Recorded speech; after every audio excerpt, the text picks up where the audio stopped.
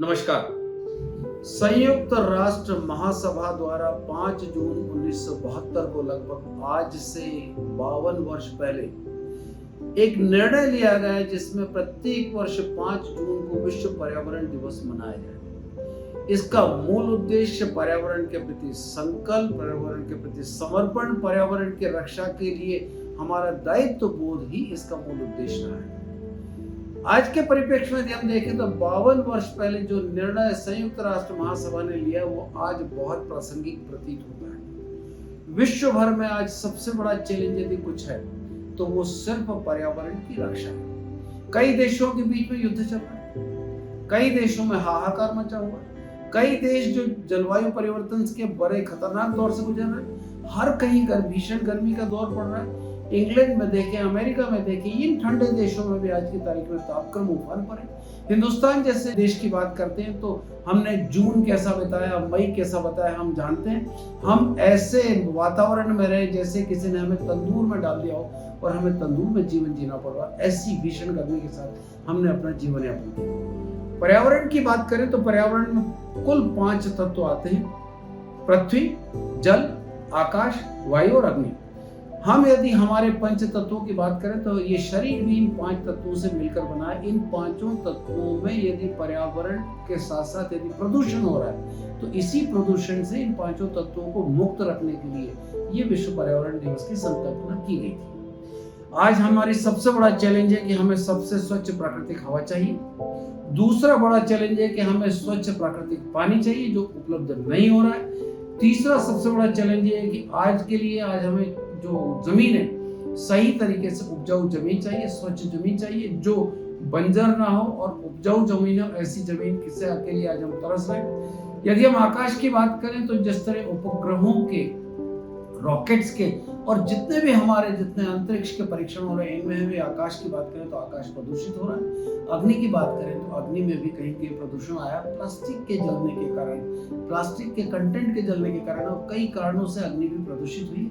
जब ये 5 तत्व जिससे हमारा शरीर बना ये स्वयं प्रदूषित हो गए तो फिर पर्यावरण की बात निश्चित तौर पर आज के समय में सर्वोपरि रखा जाना चाहिए। आज हम यदि पर्यावरण की बात करें तो पर्यावरण में लगातार घात होने के कारण, लगातार नुकसान होने के कारण विश्व भर की 40% से ज्यादा पृथ्वी अनुपजाऊ बन गई है, रेगिस्तान बन गई है, मरुथल बन गई है और सूखी बंजर सी बन गई है। यदि 40% पृथ्वी का इलाका सूखा, बंजर, रेगिस्तान और मरुथल बन गया तो निश्चित तौर पर बहुत बड़ी चिंता का विषय है। और ऐसा कहा जा रहा है कि अगले 10 वर्षों में इसी रफ्तार से यदि पर्यावरण को नुकसान हुआ तो ये बंजर जमीन की का प्रतिशत 45 से 50% तक भी जा सकता है। ऐसे ही जलवायु के तापक्रम की बात करें तो निश्चित तौर पर हमने भीषण गर्मी में इन दिनों हमारे दिन बताए हैं। 2024 की पर्यावरण की संकल्पना की बात करें तो इसमें इस वर्ष की लैंड रिस्टोरेशन ही सबसे बड़ी संकल्पना है। जमीन को कैसे हम सूखे से बचाएं, मरुथल से बचाएं, उपजाऊ जमीन को कैसे हम सही सलामत रखें और जमीन को कैसे हम स्वच्छ रखें। इस वक्त की थीम है, इस वर्ष की थीम ये है। लेकिन आज हमारे सामने जो सबसे बड़ा चैलेंज है, हमें हमारे पूर्वजों ने क्या दिया था ये महत्वपूर्ण नहीं, पर हम हमारी अगली पीढ़ी को विरासत में क्या देकर जाएंगे महत्वपूर्ण। पर्यावरण की बात करें तो पर्यावरण की सरलतम परिभाषा पर्यावरण, हमारे इर्द गिर्द का आवरण ही हमारा पर्यावरण है। और हमारे इर्द गिर्द की बात करें तो नीचे जमीन, चारों तरफ हवा, जमीन पर पानी, हमारे इर्द गिर्द आकाश और अग्नि, ये 5 चीज हैं।